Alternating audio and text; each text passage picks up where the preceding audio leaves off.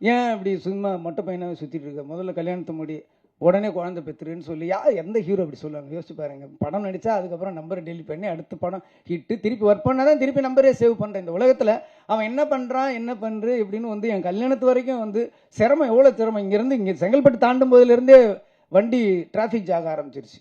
கிட்டத்தட்ட ஒரு 7,000 8,000 வெஹிக்கிள்ஸ் எல்லாமே தொண்டர்கள் தான். அன்னைக்கு வரலாறு காணாத கூட்டம்னா எனக்காக கிடையாது, கேப்டனுக்காக. அந்த ஸ்டேஜில் அவ்வளோ கூட்டத்தில் நாங்கள் 2 பேரும் இப்படி முண்டிட்டு இருந்தோம். அவ்வளோ ஒரு ஒரு வரலாற்று சிறப்புமிக்க ஒரு திருமணமாக என்னுடைய திருமணத்தை மாற்றின ஒரு கேப்டன் அவர்கள் ஒரு அற்புதமான மனிதர். இங்கே வந்து கஸ்தூராஜா சார் வந்து நானும் ஒர்க் பண்ணியிருக்கேன்னு எனக்கு சின்ன பொறாமையாக இருந்தது. ஏன்னா எனக்கு மட்டும்தான் அந்த பெருமை இருக்கும்னு நினச்சேன். அவரும் ஒர்க் பண்ணியிருக்காரு.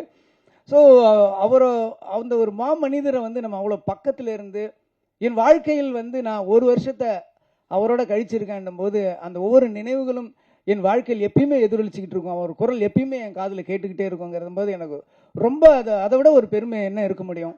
அப்படி ஒரு மனிதர் நம்ம மண்ணில் இருக்கு இருந்தார். ஒரு பெரிய நம்ம வாழ்க்கையில் எப்பயுமே நம்ம கடவுள் வந்து எப்பயோ ஒரு வழி வந்து நமக்கு என்றைக்குமே ஒரு இழப்பையும் ஒரு பிரிவையும் நமக்கு வந்து யாராலையுமே ஈடு செய்ய முடியாது. எந்த மருந்தாலும் அதற்கு அதை ஆற வைக்கவும் முடியாதுன்றது வந்து கேப்டனுடைய இழப்பு.